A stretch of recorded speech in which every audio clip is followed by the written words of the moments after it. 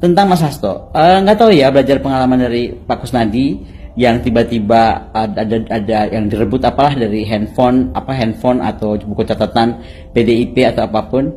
Saya cuma mau kasih tahu aja sebagai sahabatnya, pada saat saya pulang ke Jakarta banyak dokumen penting sudah saya amankan. Jadi yang takut dokumennya bisa dihilangkan dan bagaimana lah gitu, udah saya amankan di Rusia. Jadi pada saat saya pulang ke Indonesia, saya dititipi beberapa dokumen penting dan sudah saya amankan dan saya sudah notariskan di Rusia ini. Ya bisa saja itu jadi bom waktu, kita lihat aja. Terdakwa kasus korupsi pengadaan KTP elektronik Setia Novanto menyebut ada uang hasil korupsi yang mengalir ke beberapa politisi PDI Perjuangan, di antaranya Puan Maharani dan Pramono Anung. Menurut Novanto, keduanya menerima masing-masing $500.000 Amerika yang diberikan melalui orang kepercayaannya Made Oka Masagung. Selain Puan dan Pramono, dalam kesaksian pada Kamis pagi di Pengadilan Tipikor Jakarta, Novanto juga menyebut 5 nama politisi lain. Kelimanya disebut Novanto telah menerima aliran dana proyek KTP elektronik masing-masing sebesar $500.000 yang diserahkan melalui keponakannya Irvanto Hendra Pambudi Cahyo. Presiden Prabowo diboikot Megawati. Megawati dilawan emosinya, diemin aja. Ntar juga keok sendiri. Ya saudara, ini memang menjadi berita yang viral di Indonesia dan ini diamati oleh luar negeri. Dan bagaimana sikap Prabowo terhadap masalah ini, ya, bahwa pembekalan itu, pembinaan kepala daerah ketika terpilih itu adalah memiliki dasar undang-undang. Ya, jadi setiap kepala daerah yang terpilih biasanya itu harus masuk program pembinaan di Lemhana. Tapi di era Prabowo itu langsung dibuat oleh Kementerian Dalam Negeri, ya, dan ya tentunya di sana sangat penting sekali untuk membagikan visi bersama karena nggak mungkin daerah itu bekerja sendiri, dia harus bekerja sama dengan pemerintah pusat. Dan yang lebih seru lagi, dari larangan untuk ikut acara retreat, banyak juga yang nekat ikut aja gitu dan mengabaikan perintah Megawati. Saudara, ini memang menjadi suatu dilema bagi kader PDIP. Ini kan ceritanya ada nenek-nenek lagi marah. Ada nenek-nenek lagi. Pemirsa, kita masih nunggu data rahasia dari Koni Bakri ya.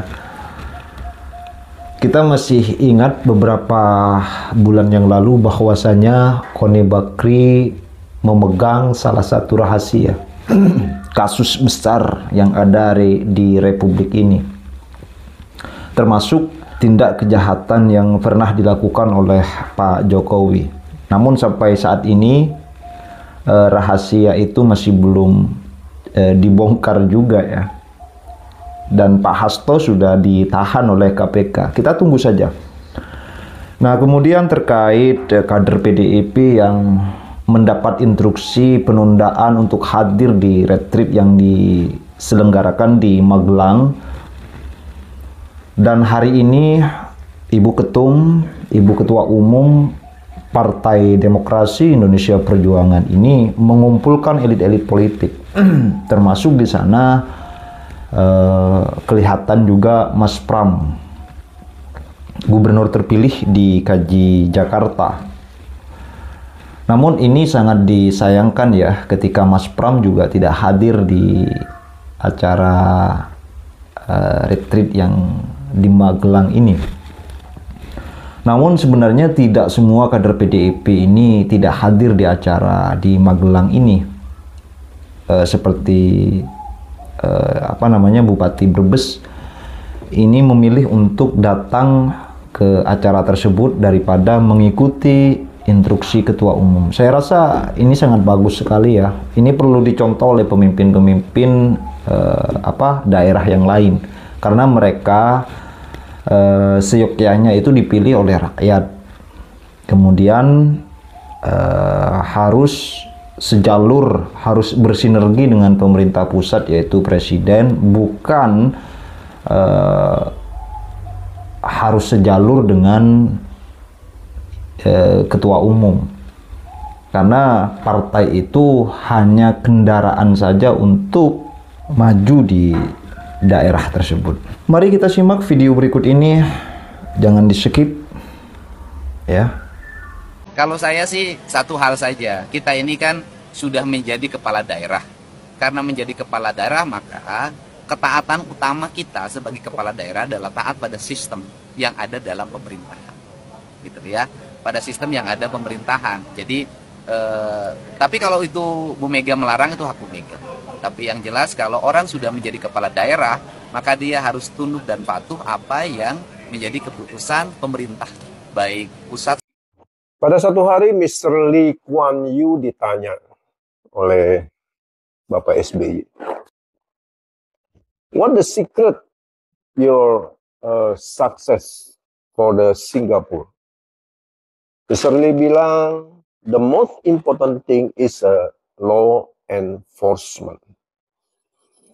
Penegakan hukum menjadi alat yang luar biasa untuk memajukan sebuah negara dan mensejahterakan rakyat. Buat bangsa kita, pada saat ini di era Prabowo, inilah mungkin era di mana penegakan hukum itu akan luar biasa ya dilakukan. Dan ya, ini adalah babak baru. Dan menurut saya informasi dari KPK yang terakhir tentang Paulus Thanos, di mana sudah ditangkap oleh KPK, sedang diproses ekstradisinya. Saudara netizen, ini menjadi begitu penting sekali karena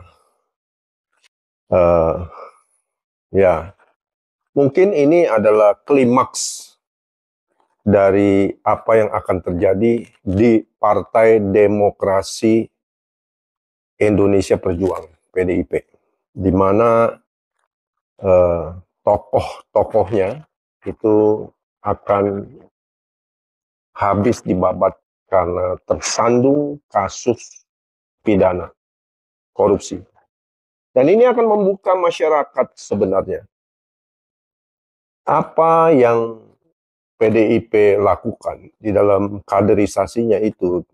Ternyata bicara tentang penegakan hukum, kita bicara tentang keadilan sosial, ya, partai wong cilik, semuanya itu hanya bullshit, retorika belaka, ya. Dan masyarakat sangat menanti apa yang akan terjadi dengan nama-nama yang tadi disebutkan oleh Setia Novanto. Ya, ada 5 nama. Begitu. Jadi, kalau sekjen yang hari ini tersandung dan ditangkap karena soal penyuapan, ya. Oke pemirsa, kita masih ingat ya, sering kita dengar bahwa Prabowo Subianto, presiden kita, disetir oleh salah satu pihak. Sebut saja yang menyetir Prabowo Subianto itu adalah Presiden Joko Widodo, mantan Presiden ke-7 Republik Indonesia. Nah, hari ini kepala-kepala daerah itu disetir oleh ketua umum partai. Padahal mereka juga menggembor-gemborkan, berteriak bahwa Prabowo Subianto itu disetir oleh Pak Jokowi. Sementara di sisi lain kader PDIP yang menjadi kepala daerah juga disetir oleh ketua umum partai. Dan saya rasa ini adalah negara dalam negara ya. Ini sebenarnya bukan penundaan lagi, tapi bisa mendekati makar lah. Kader-kader PDIP ini mendekati makar bagi saya ya.